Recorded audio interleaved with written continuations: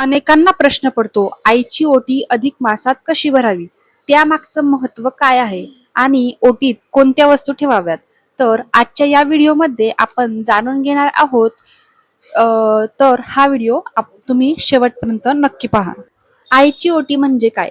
भारतीय परंपरेमध्ये ओटी भरणे म्हणजे सन्मान, प्रेम आणि आशीर्वाद देण्याची एक सुंदर पद्धत मानली जाते. अधिक महिन्यात आईची, सासूची किंवा देवीची, मोठ्या सुवासिनी महिलांची ओटी ही भरली जात असते. तर ये ओटी का भरली जाते आणि कशी भरावी हे मी तुम्हाला या व्हिडिओत सांगणार आहे. ओटी भरण्यासाठी योग्य वेळ: अधिक महिन्यात कोणत्याही शुभ दिवशी ओटी तुम्ही भरू शकता. गुरुवार, शुक्रवार, एकादशी, पौर्णिमा हे दिवस जास्त शुभ मानले जातात. ओटी भरण्यासाठी लागणारे साहित्य आता आपण जाणून घेणार आहोत.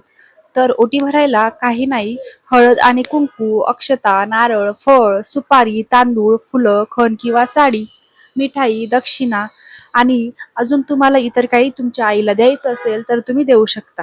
हे अशा प्रकारचं साहित्य ओटी भरण्यासाठी अधिक मासाच्या महिन्यात लागतं. तर ही ओटी कशी भरावी? सर्वात आधी घर स्वच्छ करून देवाची पूजा करावी.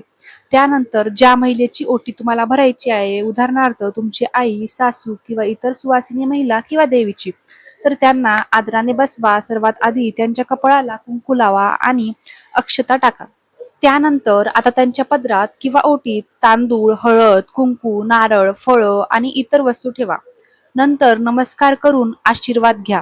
हे सगळं श्रद्धेने आणि आनंदाने नक्की करा. आता आपण जाणून घेणार आहोत अधिक मासात ओटी भरण्यामागचं महत्त्व.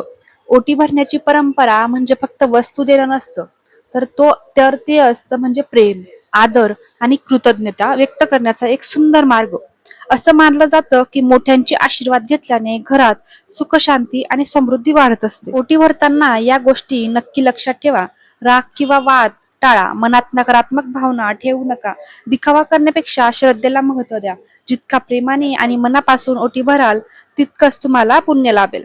तर हा व्हिडिओ जर तुम्हाला आवडला असेल तर चॅनलला सबस्क्राईब करा आणि व्हिडिओ जास्तीत जास्त प्रमाणात शेअर करा आणि व्हिडिओला लाईक करा. धन्यवाद.